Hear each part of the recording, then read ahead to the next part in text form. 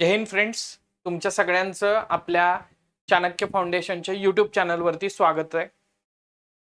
विद्यार्थी मित्र मैत्रिणींनो, 18 डिसेंबर 2025 रोजी एका महान व्यक्तीचं निधन त्या ठिकाणी झालं आणि ते म्हणजे राम सुतार. बऱ्याचदा राम सुतार यांचं नाव जे आहे तर ते वेगवेगळ्या प्रकारची शिल्प घडवण्यामध्ये किंवा जगातले देशातले सर्वात उंच पुतळे घडवण्यामध्ये त्या ठिकाणी चर्चेत असायचं. आणि रिसेंटली जर का आपण लक्षात घेतलं तर महाराष्ट्र शासनानं मार्च 2025 मध्ये 2024 सालचा महाराष्ट्र शासनाचा जो सर्वोच्च सन्मान आहे महाराष्ट्र भूषण, तर तो पुरस्कार राम सुतार यांना जाहीर केलेला होता. तेव्हा देखील राम सुतार चर्चेत आलेले होते. माग आपण या ठिकाणी स्टॅच्यू ऑफ युनिटी बघताय, राईट. एक आपण असं म्हणूयात की राम सुतार यांच्या जीवनातलं एक परमोच्च बिंदू गाठणारं कार्य म्हणजे हा स्टॅच्यू ऑफ युनिटी जो आहे, जवळपास 142 मीटर उंच असणारा हा सरदार वल्लभभाई पटेल यांचा पुतळा, तर त्याच्या निर्मितीमध्ये महत्वपूर्ण अशा स्वरूपाचं योगदान राम सुतार यांनी दिलेलं होतं. सो राम सुतार यांच्याबद्दलच आज आपण निधन वार्ता या कॉन्टेक्स्टमध्ये चर्चा त्या ठिकाणी करणार आहोत. नमस्कार विद्यार्थी मित्र मैत्रिणींनो, मी इंद्रजित यादव तुमचं पुन्हा एकदा आपल्या चाणक्य फाउंडेशनच्या यूट्यूब चॅनलवरती स्वागत करतो. आता राम सुतार यांचा जर विचार केला तर 18 डिसेंबर 2025 रोजी वृद्धापकाळामुळे वयाच्या 101व्या वर्षी त्यांनी रिसेंटलीच त्यांची 100री पूर्ण त्या ठिकाणी केलेली होती आणि 101व्या वर्षामध्ये पदार्पण केलेलं होतं. वृद्धापकाळामध्ये त्यांचं निधन झालं. पण सर्वात महत्वाची गोष्ट अशी आहे की इंदू मिल स्मारक जे होते तर त्या ठिकाणी जो पुतळा उभारला जाणार आहे तर त्याच्या आखणीमध्ये देखील आता या वयात देखील ते महत्वपूर्ण योगदान जे आहे तर ते त्या ठिकाणी देत होते. पुढे आपण बघणारच आहोत की त्यांनी कोणकोणत्या शिल्पांमध्ये किंवा शिल्पकलेमध्ये योगदान त्या ठिकाणी दिलेलं आहे, राईट. सो नोएडा या ठिकाणी त्यांचं निवासस्थान होतं, तर तिथं त्यांचं निधन झालेलं आपल्याला दिसतंय. राम सुतार यांना जसं मी मगाशी सांगितलं, महाराष्ट्र भूषण हा महाराष्ट्र शासनातर्फे प्रदान करण्यात आलेला येणारा सर्वोच्च सन्मान जो आहे तर तो 20 मार्च 2025 रोजी त्याची घोषणा करण्यात आली. 2024 आहे. याच्या आधीचा अशोक सराफ यांना हा पुरस्कार मिळालेला आहे बघा. सो अशोक सराफ यांच्यावरती पण आपण ह्याच्या आधीच्या करंट अफेअर्सच्या डिस्कशन मध्ये चर्चा केलेली दिसते. आणि राम सुतार हे फक्त महाराष्ट्रापुरते मर्यादित नव्हते, देशापुरते मर्यादित नव्हते, तर देशाबाहेर देखील त्यांची शिल्पकला जी आहे तर ती प्रसिद्ध त्या ठिकाणी होती. 19 फेब्रुवारी 1925 रोजी महाराष्ट्रातल्या धुळे जिल्ह्यातल्या गोंदूर या गावामध्ये राम सुतार यांचा जन्म झाला.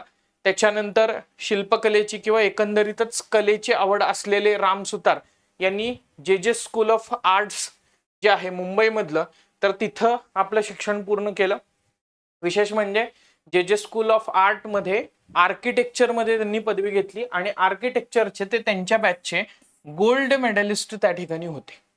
सो पहिल्यापासूनच त्यांना ज्या क्षेत्रामध्ये आवड आहे त्या क्षेत्रामध्ये मेरिटोरियस अशा स्वरूपाचं हे व्यक्तिमत्व त्या ठिकाणी होतं. त्याच्यानंतर 1952 ते 1958 या कालखंडामध्ये राम सुतार यांनी अजिंठा वेरूळ इथल्या शिल्पांच्या डागडुजीचं आणि त्याच्यानंतर पंचवार्षिक योजनांचा लाभ सांगणारी लघुशिल्प बनवण्याचं काम देखील त्या ठिकाणी केलेलं होतं. म्हणजे सर्वात महत्वाचं आणि हे एक नोकरीत राहून हे सगळं काम जे आहे तर ते केलेलं होतं. म्हणजे इथं आपण एक उदाहरण घेऊ शकतो किंवा एक मुद्दा या ठिकाणी घेऊ शकतो की अजिंठा वेरूळ जी शिल्प आहेत जी अगेन आपण असं म्हणूयात की जागतिक वारसा स्थळ त्या ठिकाणी आहे, राईट. तर त्याच्या डागडुजीच्या कामामध्ये देखील राम सुतार यांनी योगदान जे आहे तर ते दिलेलं होतं. म्हणून बऱ्याच आजच्या न्यूजपेपरची हेडलाईन जर का तुम्ही बघितली तर तुम्हाला असं दिसेल की पाषाणामध्ये जीव ओतणारा राम हरपला किंवा शिल्पकलेतील भीष्माचार्य यांचं निधन अशा आशयाची किंवा अशा टायटलची तुम्हाला न्यूज त्या ठिकाणी दिसेल. तेवढं अनन्यसाधारण असं त्यांचं योगदान त्या ठिकाणी होतं. आता त्याच्यानंतर बघा,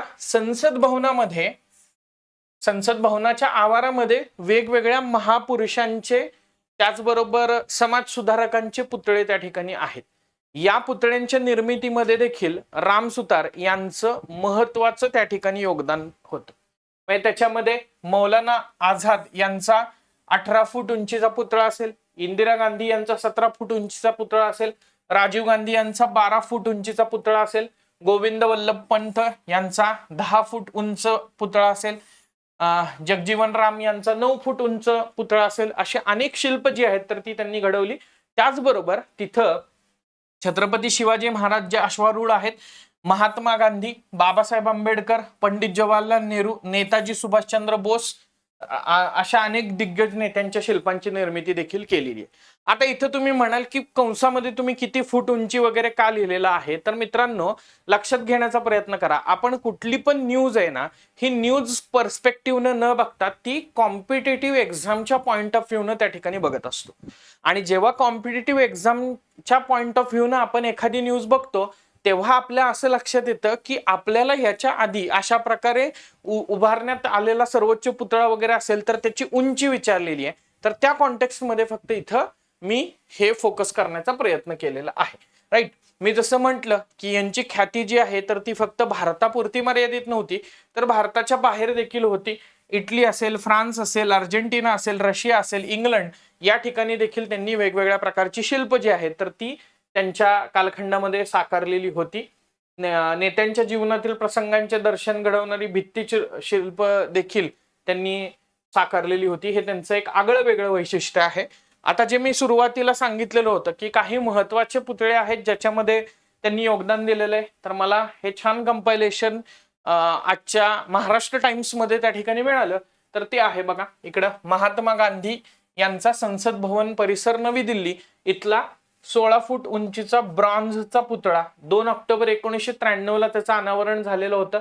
त्याच्यानंतर गोपीनाथ बोर्दोलोई यांचा गुवाहाटी या ठिकाणचा 80 फूट उंचीचा पुतळा ज्याचं रिसेंटलीच 20 डिसेंबर 2025 ला अनावरण त्या ठिकाणी होऊ घातलेला आहे, तर तो असेल. त्यानंतर कॅम्पागौडा आंतरराष्ट्रीय विमानतळावरचा हा पुतळा 108 फूट उंच आहे, 120 टन लोखंड आणि 98 टन ब्रॉन्झ असं साहित्य याच्यासाठी वापरलेलं आहे.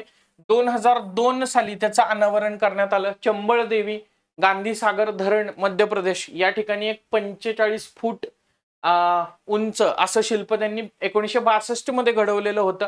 स्टॅच्यू ऑफ इक्वॅलिटी हे जे मी म्हटलं की हे काम जे आहे तर ते त्यांनी हाती घेतलेलं होतं. इतक्या वयात देखील हाती घेतलेलं होतं, पण दुर्दैवानं ते पूर्णत्वास जायच्या आधीच त्यांचं त्या ठिकाणी निधन झालेलं दिसतं.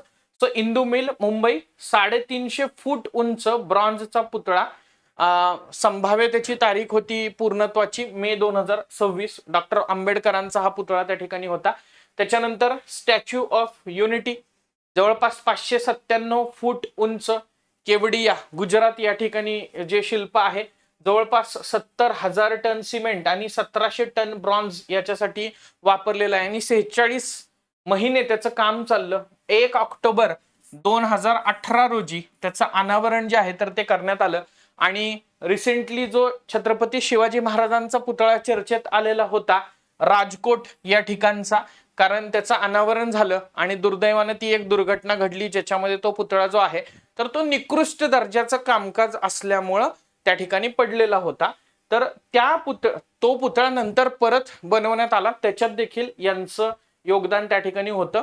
91 फूट उंच जवळपास हा पुतळा आहे ज्याचं पुन्हा दुसऱ्यांदा 11 मे 2025 रोजी काय करण्यात आलं, अनावरण जे आहे तर ते करण्यात आलं. सो ही काही मोजकी उदाहरणं आहेत. 200च्या वर शिल्प जी आहेत तर ती त्यांनी अशा प्रकारे जी आपण असं म्हणतो ना मोठी शिल्प तर ती त्या ठिकाणी घडवलेली आहेत. आणि ती घडवत असताना आता मध्यंतरी बघा प्रोजेक्ट महादेवा अंतर्गत किंवा गोट टूरला लिओनेल मेस्सी त्या ठिकाणी आलेला होता भारतामध्ये आणि लिओनेल मेस्सीनं त्याच्या पुतळ्याचं अनावरण त्या ठिकाणी केलं आणि त्याच्यानंतर तोच कन्फ्यूज झाला की हा नेमका कोणाचा पुतळा आहे. किंवा बरेच मीम्स किंवा रील्स जे आहेत तर ते सोशल मीडियामध्ये पण त्याच्याबद्दल व्हायरल झालेले होते की हा मेस्सीचा पुतळा त्या ठिकाणी वाटत नाहीये. तर पुतळ्याच्या बाबतीमध्ये प्रपोर्शनेट डायमेन्शन्स कशा असल्या पाहिजेत आणि अगदी मायन्यूट लेवलला त्या शिल्पाचे बारकावे टिपणं त्या ठिकाणी आणि हुबेहूब ते पुतळे बनवणं याच्यामध्ये त्यांची वकुबी होती किंवा ही त्यांची राम सुतार यांची खासियत होती असं आपण त्या ठिकाणी म्हणू शकतो. त्याच्यानंतर राम सुतार यांना मिळालेले पुरस्कार जे आहेत तर ते आपण त्या ठिकाणी बघूयात. 1999 साली राम सुतार यांना पद्मश्री पुरस्कारानं सन्मानित करण्यात आलं. त्यानंतर 2016 साली त्यांना पद्मभूषण या पुरस्कारानं सन्मानित करण्यात आलं. ऑक्टोबर 2018 मध्ये त्यांना 2016 साल साठीचा सांस्कृतिक सौहार्दासाठीचा टागोर पुरस्कार जो आहे तर तो पण मिळालेला आहे. आणि फायनली 2024चा महाराष्ट्र भूषण पुरस्कार जो आहे तर तो देखील राम सुतार यांना त्या ठिकाणी प्रदान करण्यात आलेला आपल्याला दिसतो.